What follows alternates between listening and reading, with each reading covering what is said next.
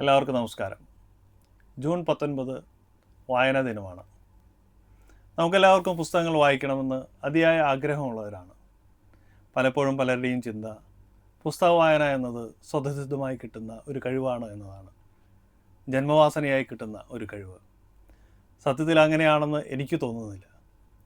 നമ്മൾ കഠിനാധ്വാനം കൊണ്ട്, നല്ല പരിശ്രമം കൊണ്ട് നേടിയെടുക്കേണ്ട ഒരു സിദ്ധിയാണ് വായനാശീലം എന്നത്.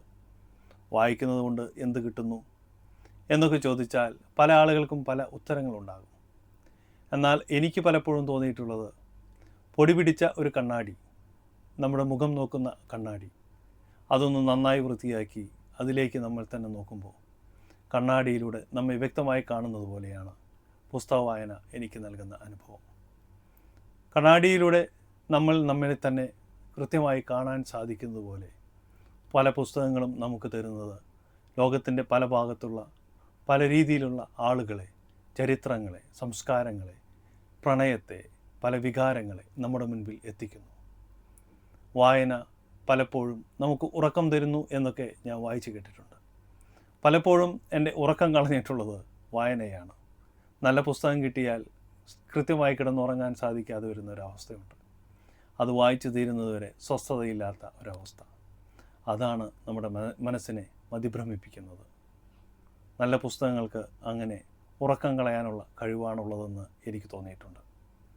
പലപ്പോഴും വായനാശീലത്തെക്കുറിച്ച് ഓർക്കുമ്പോഴൊക്കെ എൻ്റെ മുൻപിലൂടെ കടന്നു പോകുന്ന ഒരു നാട്ടുമ്പുറത്തുകാരനായ ഒരു കുട്ടേട്ടനുണ്ട്. കോട്ടയത്ത് പഠിക്കുന്ന കാലത്ത് ഞങ്ങൾ തൊടുപുഴ ഭാഗത്തേക്ക് വെറുതെ ഒരു ഔട്ടിങ്ങിന് പോയ സമയത്ത് കണ്ടുമുട്ടിയ ഒരു വ്യക്തി. കൂലിപ്പണിക്കാരനായ, അധികം വലിയ അക്കാദമിക്കൽ വിദ്യാഭ്യാസമൊന്നുമില്ലാത്ത ഒരു മനുഷ്യൻ. അദ്ദേഹം ഒരു ദിവസം നല്ലൊരു പുസ്തകവുമായി നടന്നു പോകുന്നത് കണ്ടപ്പോൾ ഞങ്ങൾ തന്നെ അത്ഭുതപ്പെട്ടു. എങ്ങനെയാണ് ഈ മനുഷ്യന് ഇത്രയും വലിയ പുസ്തകമൊക്കെ വായിക്കാൻ സാധിക്കുന്നത്? അദ്ദേഹത്തോട് നേരിട്ട് ചോദിക്കാനായില്ലെങ്കിലും അപ്പുറത്തുള്ള ചായക്കടയിൽ ചായ കുടിക്കാൻ കയറിയപ്പോൾ ഞങ്ങൾ ആ ചായക്കടക്കാരൻ ചേട്ടനോട് ചോദിച്ചു. ആ മനുഷ്യൻ കള്ളിമുണ്ടൊക്കെ എടുത്ത്, വലിയ വിദ്യാഭ്യാസമൊന്നും കാഴ്ചയിൽ തോന്നാത്ത ആ മനുഷ്യൻ എങ്ങനെയാണ് ഈ ഇത്രയും വലിയ പുസ്തകമൊക്കെ വായിക്കുന്നത്? അദ്ദേഹം പറഞ്ഞു, അത് ഞങ്ങളുടെ കുട്ടേട്ടനാണ്. അദ്ദേഹത്തിൻ്റെ വീട്ടിൽ ഒരുപാട് പുസ്തകങ്ങളുണ്ട്. അദ്ദേഹത്തിന് എങ്ങനെയോ വായിക്കാനുള്ള വലിയ അറിവും ജ്ഞാനവുമൊക്കെ അദ്ദേഹത്തിനുണ്ട്.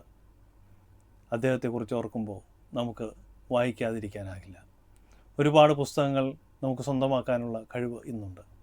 എന്നിട്ടും പുസ്തകങ്ങൾ വായിക്കാതിരിക്കുമ്പോൾ നമ്മൾ പലപ്പോഴും നമുക്ക് കിട്ടിയ അനുഭവവും ജ്ഞാനവും സിദ്ധിയുമൊക്കെ നമ്മൾ ഇല്ലാതാക്കുകയാണ്. അതുകൊണ്ട് തന്നെ വായിക്കാൻ തുടങ്ങുക. വായനയുടെ ഒരുപാട് അനുഭവങ്ങളും ഒരുപാട് നേട്ടങ്ങളും നിങ്ങളുടെ മുൻപിൽ നിരത്താൻ ഇനിയും ഒരുപാട് ആളുകൾ നിങ്ങളുടെ മുന്നിൽ വന്നേക്കാം.